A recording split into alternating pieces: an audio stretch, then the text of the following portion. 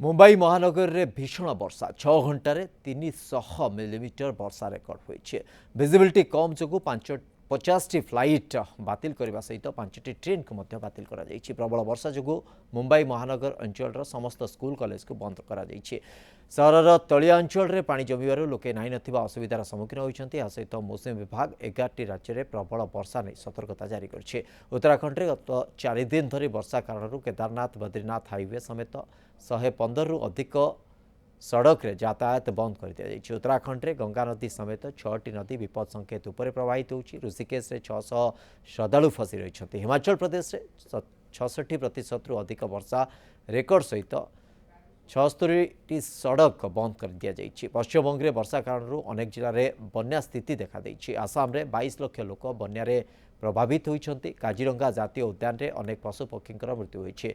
11टी राज्य को प्रबल वर्षा नहीं सतर्क कराई पाणीपाग विभाग।